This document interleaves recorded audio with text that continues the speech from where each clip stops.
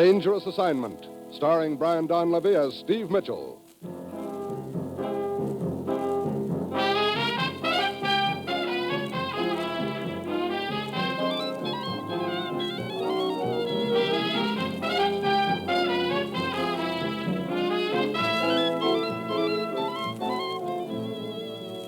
Yeah, danger is my assignment. I get sent to a lot of places I can't even pronounce. They all spell the same thing, though, trouble. But when I walk into the commissioner's office, I don't realize that this assignment's going to make a flower hater out of me. A sunflower almost has me pushing up daisies.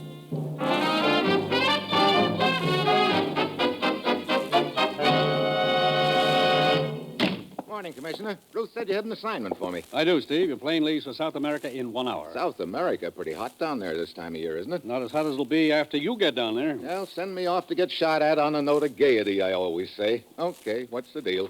Here's the deal, Steve. This country right here on the map. Yeah, I might have known. What do you mean? I read the newspapers, too, you know. Then you know the background of the deal. Pretty much. That particular country's on the fence politically. There's an election coming up next week. The party in power is Democratic and friendly to us.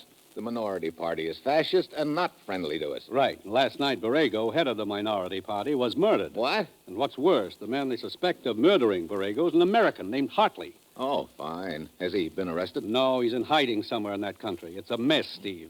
If Hartley did kill Borrego, the resulting tension and anti-U.S. propaganda will be enough to switch the election over into the hands of a hostile minority. Yeah. Hey, look, you say if Hartley killed Borrego. I kind of get the idea that you think the whole deal might be a frame, do you? I don't think anything, Steve. I'm sending you down there to do my thinking for me. Well, just one think, Commissioner. You take it. What's that? Suppose it isn't a frame. Suppose Hartley really did kill Borrego. In that case, Steve, we're licked. We haven't a leg to stand on. But that's just what you've got to find out, one way or another. Get down there, Steve, and do anything that's necessary to get to the bottom of this whole rotten mess. Well, that's it. You've got your assignment? Yeah, I know. Good luck, and good luck to you, too.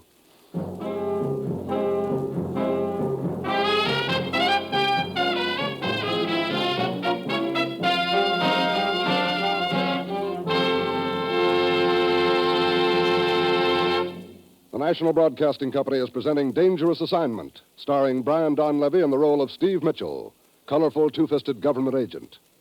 At all those places of the world where danger and intrigue walk hand in hand, there you will find Steve Mitchell on another dangerous assignment.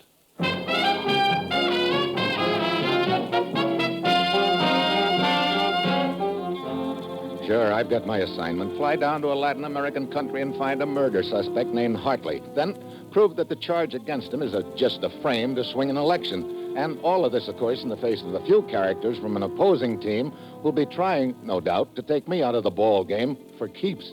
It's Friday when my plane lands at the capital city. I always figure if you don't know where else to start at the top. So I head for the office of the Prime Minister, a worried gent named Valdez. It is a bad situation, Senor Mitchell. An incident this serious could easily be enough to start a landslide that would carry the fascists into power in the election. Yeah, that dead man, Borrego. Suppose you tell me a little about him. Well, it is my secret belief that he had almost outlived his usefulness to his party. His reputation had become so bad. But now, of course, it is quite different. Sure, now he's a big fat martyr, huh? Precisely. One of the newspapers here in the city is controlled by Borrego's party, and they, of course, are busy convincing everyone that Borrego was the greatest man who ever lived. Well, I guess that's all I need to know about Borrego. But what about this murder suspect, Hartley? Where does he fit into the picture? That is the mystifying part, Senor Mitchell. Hartley has lived in this country for several years. He represents a group of American financial interests here, what you might call a lobbyist. I don't suppose you'd have any idea where Hartley is hiding, Senor Valdez. Not the slightest, Senor. Unfortunately, the fact that he is hiding looks somewhat bad for him. Come in. Ah, the great man himself, working tirelessly behind his desk to lead our country into slavery. Good afternoon, Senor Ortiz. I see that our powerful northern neighbors have lost no time in sending one of their agents down here. Senor Ortiz is editor of one of our newspapers, Senor Mitchell. 3 guesses. Which one?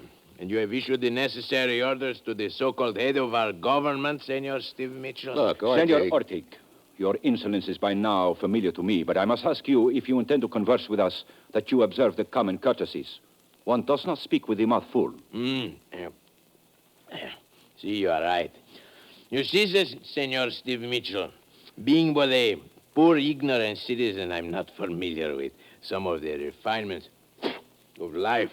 Oh, brother. But, here, perhaps the two of you will share my simple food, huh? Senor Valdez? No, gracias. Senor Mitchell? Go on, I have plenty in this paper bag. Plenty of what? Sunflower seeds. Sunflower seeds. See, an excellent nerve tonic. I suspect your nerves could use a tonic at present, eh, Senor Mitchell? Hey, what do I have to be nervous about? I see you are excellent bluffer, eh, Senor? Look, I'm just down here to see that this Hartley guy gets a fair shake. Indeed. What kind of, as you say, fair shake do you think a murderer deserves, eh? Murderer? You know, I must be behind the times. Last I heard, the trial hadn't been held. And if Hartley is not guilty, why is he hiding? That's a good question, Ortig. Here's another. Any particular motive for Hartley to kill Borrego? But of course. I see you have not read my paper today. I tell all there. Suppose you tell all here. Very well. We have it on the best of authority that Hartley went to the leader of our party, Borrego, with a most treacherous proposal. Oh, what was it? Simply that Borrego sell our party out to the American imperialists Hartley represented. Naturally, Borrego refused.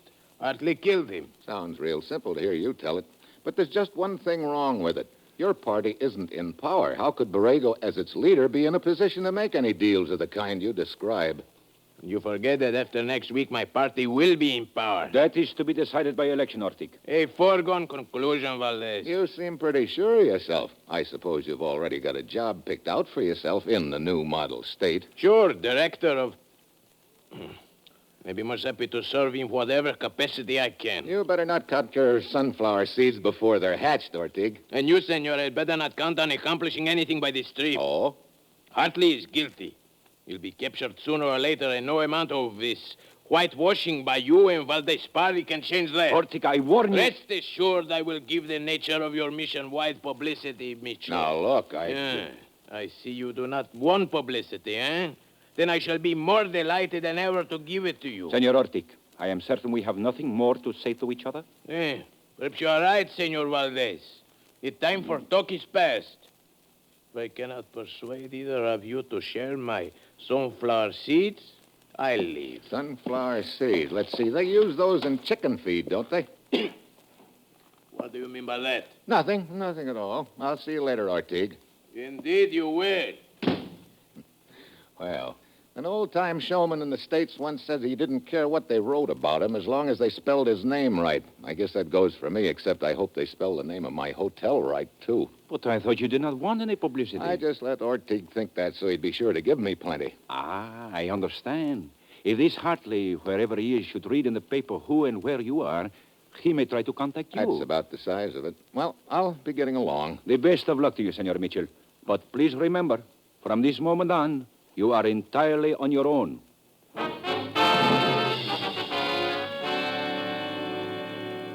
On that note of good cheer, I leave Valdez's office and start walking along the sidewalk back to my hotel. It's dark now, and then I notice a figure walking along the sidewalk on the other side of the street, parallel to me and a little behind me.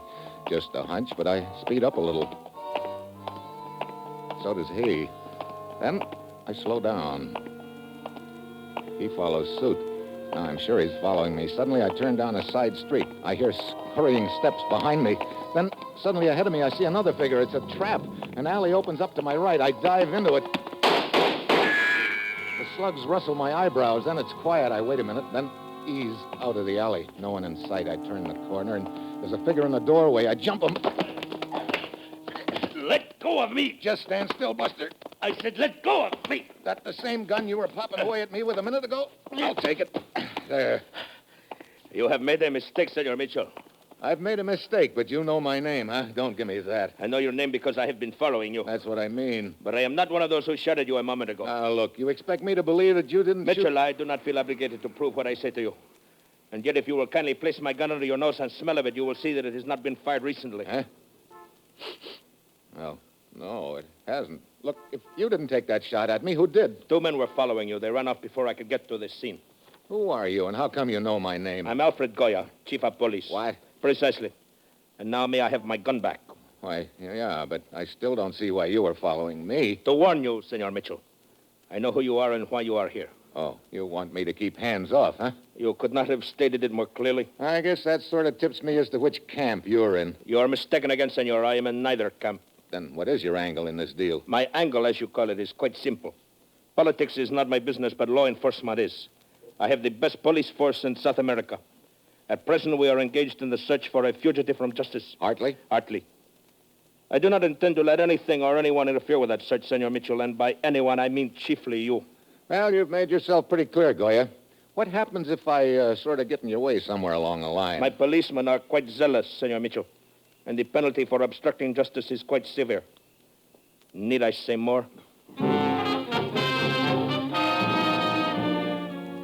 No, he doesn't have to say any more. I've got the picture. In this deal, I've got no friends at all. Ortig and his paper are out to cut my throat. Valdez can't lift a finger to help me, and now Goya tells me that he'd be happy to steamroller me out of his way.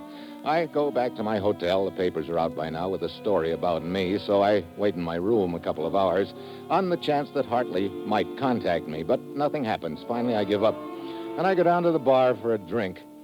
Down at the other end of the bar sits a dark-eyed lovely, and at least that's where she is the first time I look. The next time I look, she's right beside me. Hello. Hi. I have been talking to myself. Oh, yeah? See, I say to myself, there he is drinking alone. Here am I drinking alone. So why we don't drink together? Well, why don't we indeed?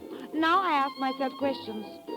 Say, you've got something going on all the time, haven't you? I say, Dolores, what is this boy's name? What does Dolores say? Oh, you don't get it, honey. I am Dolores. Oh, really? Steve Mitchell's mine, Dolores. See, I thought so, but I had to be sure. What? I must talk to you about Jack. Jack? Who's Jack, and how did he get into the act? Jack Hartley. Hartley? See, I am his girl. We read about you in the paper and knew you were our one chance. I did not dare telephone your room. The police might be listening in. So I came here to the bar and waited, hoping that sooner or later you would get thirsty. Well, for once, my thirst paid off. You know where Hartley is? Oh, see, I've been hiding him in my apartment. You come quickly, huh? There is no time to lose.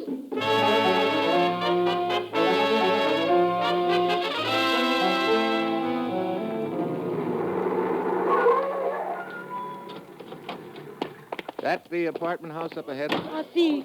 Hey, What is it? bunch of guys coming out the front entrance. Oh, police! Yeah, and they've got a guy in the middle. Jack! Oh, Jack! That's Hartley? See, they have arrested him. Oh, great. Oh, we have to leave. Look, I'm going down to the police headquarters and see if they let me talk to him, Dolores. I'll check with you later.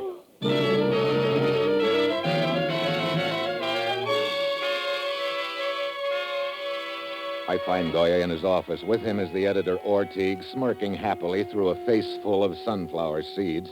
So, Senor Mitchell, your trip down to our country was quite in vain, eh? Too bad, too bad. Well, try not to cry, Ortig. What is it you wish, Senor Mitchell? I'd like to talk to Hartley, or maybe you'd rather I didn't, huh? I see no reason why you should not. Come, I will take you to his cell. Okay. One moment. Senor Ortega, where are you going? Oh, I thought I would go to the cell with I you. see no reason for that. But it was You have just- already interviewed the prisoner. I have given you such facts as I possess. There is no need for you to accompany Senor Mitchell. As you say, Goya. I'm sorry, chum. Thanks for getting repulsive off my neck, Goya. Hartley's cell is the one at the end. One thing maybe you wouldn't mind telling me, huh? And what is that? You and your boys did a good job of finding Hartley and locking him up. Did it ever occur to you this whole deal might be a frame? Who can say? Well, what if you found out it was? Then I should work equally hard to free Hartley. You intend to do anything about finding out? Here is the cell, Senor Mitchell. You may have 5 minutes alone with the prisoner. Hello, Hartley. Who are you? Steve Mitchell, government agent from the States. Oh? What do you want? Look, you probably know the deal better than I do. There's an election coming up here next week. The minority part wants to win. They also want to discredit the United States. So they take a U.S. citizen, you, and rig a frame on you. Frame? They charge you with the murder of their party leader, Borrego. Now, if you can just give me some idea who might be in on it, some lead... Mitchell, Yeah? you're wasting your time. What do you mean? It's no frame. They're right. I really did kill Borrego.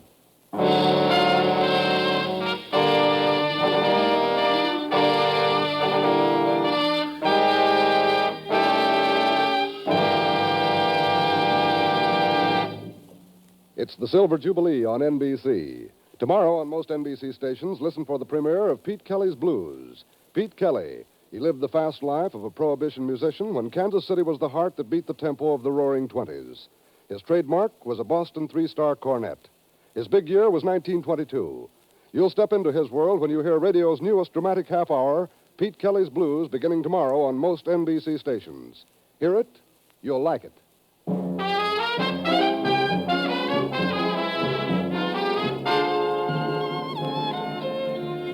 And now, back to Dangerous Assignment, and Brian Donlevy as Steve Mitchell.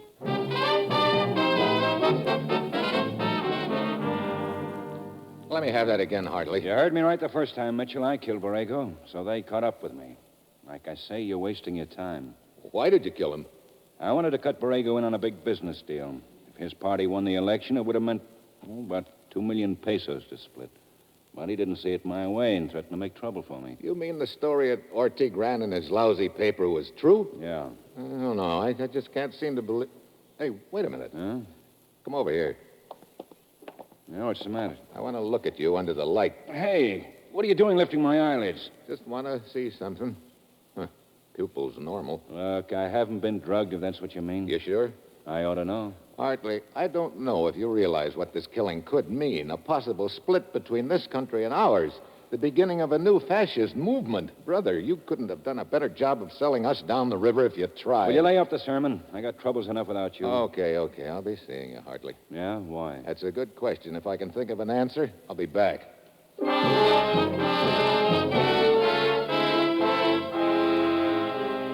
Guard leads me out of Hartley's cell, and I start down the corridor, wondering what I'm going to do. Then I spot a little gent massaging the floor with a broom. I get an idea. Senor, Huh? excuse me, please. Under your feet, I can sweep. Oh, you work here, Benito, senor. And you're most polite to put it the way you do. What do you mean? I work here, see, for a 6-month sentence. Oh, I'm what you call a trustee. They let me wander around with a broom. why did you get sent here, Benito? Can you beat this? For making the flowery speech. Flowery speech. Oh, you mean political? Romantical. Huh? See? I say like this, I say, oh, senorita, you are the most beautiful, the most wonderful one of all of them. Will you marry me? You mean they put you in jail for that? How about that, huh? I don't get it. What's wrong with that? I make the speech 6 times. Each time the senorita, she say, see? Well, I still don't see what's wrong. Each time, senor, was a different senorita. Oh, brother, what a glutton for punishment. Hey, look, Bluebeard, I need a little information. Sure, senor. That prisoner down at the end cell, You mean Hartley? What about him? has there been any rough stuff used on him? Oh, you mean they've been pushing him around? Yeah. No. You see anybody go in that cell with a hypodermic needle? No, senor. This is real important, Benito, so I hope you're sure about it. But I am, senor. I've been right here in the corridor ever since they bring Senor Hartley in. Okay, Benito. Thanks.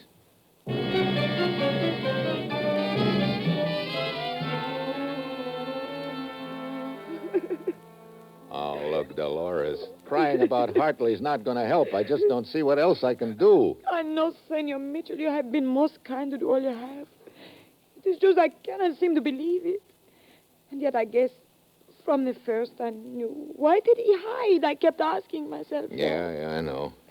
Well, I've done a little checking before coming over here, and I guess in addition to his confession, they've got a pretty good case against him. Oh, He was seen entering Borrego's house 10 minutes before the killing, and he came out running after the shots were heard.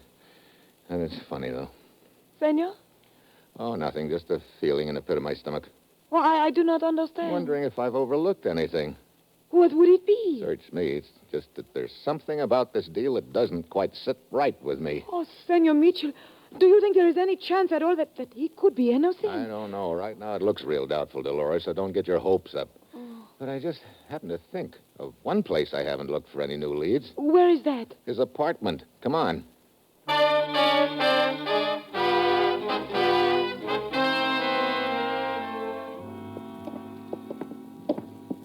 There is Jack's apartment, Senor Mitchell. The door on the right. Okay, maybe I can get the manager to let us in and... Hey, wait a minute. The door is ajar. Well. Come in, Senor Mitchell. Come in. My old friend, the chief of police. And the senorita. Senor Goya? Little surprised to see you here, Goya. May I ask why? I thought you had all the case and evidence you needed against Hartley, that everything was all set. It isn't possible that you think the deal could still be a frame, is it? As I told you before, I'm interested only in seeing justice done, Senor Mitchell. So am I, Goya. That's why I came here. See if I could turn up anything in the way of a lead. But if you've already gone over the place... I arrived only a moment before you, Senor. I see. But what is it you are looking for, Stephen? There you've got me, Dolores. I don't know. I'm just checking the tables, the drawers, the ashtrays, the rug. What is it, Mitchell? What did you pick up off the rug? Goya, did you come here alone? See? Has anyone else been here since Hartley went into hiding? No, Senor. The room has been kept locked and under guard at my order. Why? Thanks.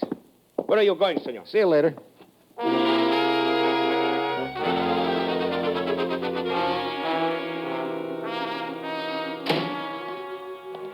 Why'd you come back here, Mitchell? I told you you were wasting your time. Yeah, and you almost had me convinced, Hartley. I don't get you. It's all beginning to fall into place, finally. What are you talking about? It could go together this way, Hartley. Borrego is leader of the fascist party, but he's outlived his usefulness, so why not get rid of him in such a way that the cause of the party will be furthered? Kill two birds with one stone. I don't know what this is all about, but you... Just let me finish. So what the party needs is a fall guy. You. Me? Get out of here, Mitchell. You're not making sense. No? You kill Borrego. The party gets you off the hook. Borrego is the only one of those guys I knew. This had nothing to do with Take politics. a look at this, Hartley. Well, what is it? A little gray and white husk or something. It's the shell of a sunflower seed, and I found it in your apartment. Sunflower seed? Yeah. You know someone who's always stuffing them into his big fat face, and so do I. Ortiz, the editor of the fascist newspaper. Look, Mitchell. Know how that adds up to me? Ortiz was in your apartment cooking up this whole deal with you. That's a lie. You take the rap for them and they get you off. Was that it? No. You're a real keen, patriotic kid, Hartley. Get out of here. Okay, I will, but first just let me leave a cheerful little thought with you. Yeah, what is it? You think you've been pretty smart in this deal, but actually, you're the world's prize sucker. Yeah, okay, you've said your say, now get out. Execution in this country is by firing squad, isn't it? What did Ortiz tell you?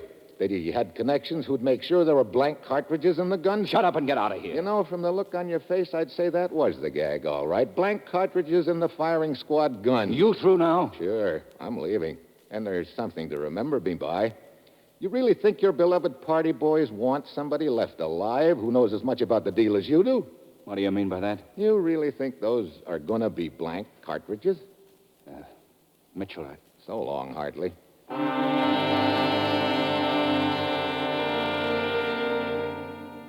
I leave him looking very thoughtful and slightly scared. I don't know how much of the deal I've got figured out right, but from his reactions, I've hit the main points on the nose. I also don't know how much of a dent I've made in him. But I do know this is my only chance. I give him a couple of hours to think things over, and then I innocently suggest to Dolores that she pay him a visit to cheer him up. I wait outside the jail, and pretty soon she comes out in a hurry. I follow her to a hotel and catch up with her just as she's entering the lobby. Just a minute, Dolores. What? Oh, Stephen. Come on, let's have it. What? Come on, quit stalling. But I don't know what you are talking about. I arranged for you to pay a visit to Hartley in his cell so he'd have a chance to give it to you. Give what? A confession. Steve, I don't understand. Look, Hartley is now afraid the boys are going to sell him out. So what's the logical thing for him to do? Write a confession of the whole deal and smuggle it out of the jail. That's insurance for him.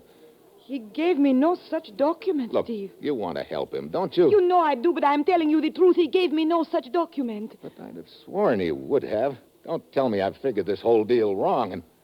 What is the matter, Stephen? Skip it. I'll see you around. What stopped me all of a sudden is a guy outside on the sidewalk beckoning to me through the lobby window. I go out and follow him into the alley. It's Benito, the little jail trustee with a broom, only right now, instead of a broom, he's holding a piece of paper. Here, this is for you, senor. Hartley asked me to deliver it. I was able to get a ride in the laundry truck. Hartley says it's very important. Goodbye, I got to go now. Benito melts away into the shadows by the flame from my cigarette lighter. I read the letter, and all of a sudden everything falls into place. But too late, because right then something else falls into place, too. A gun barrel in my ribs.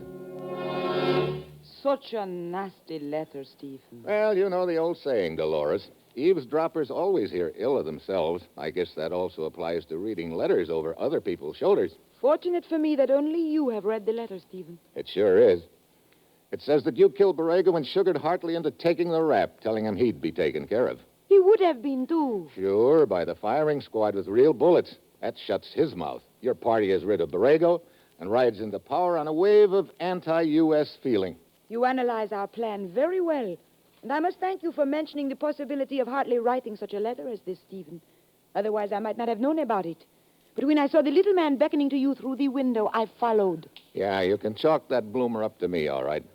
When I sent you to see Hartley, I figured he'd give you the letter, but naturally he wouldn't. Well, all of that does not matter now, Steve. I'm afraid it must be goodbye for you. Just a minute, Dolores.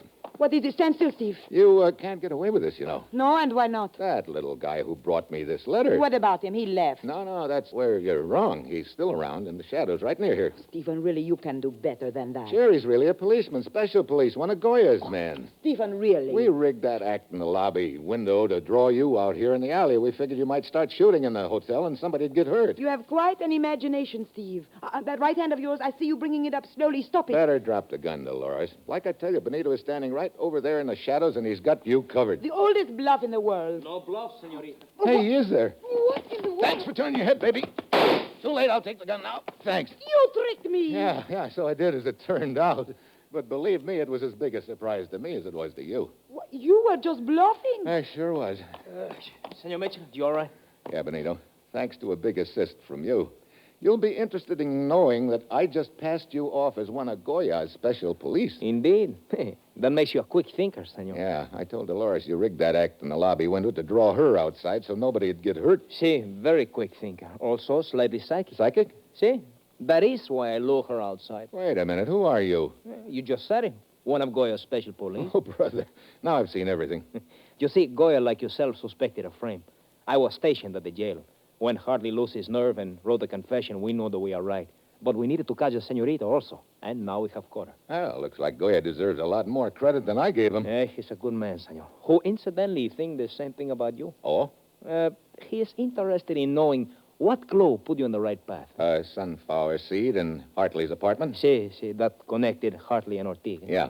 That sunflower seed sort of ruined Ortiga and his plan, which is quite fitting. He's a pretty seedy character anyway. Oh, senor.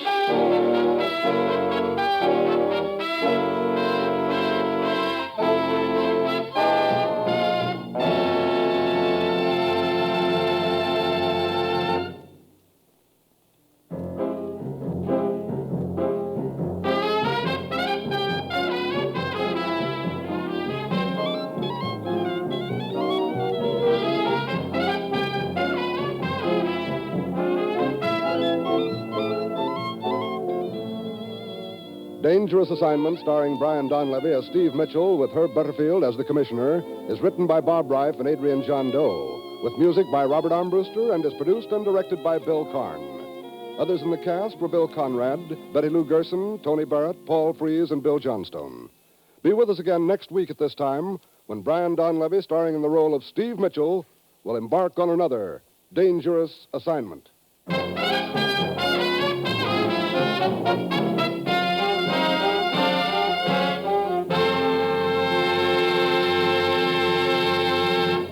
It's the Silver Jubilee on NBC.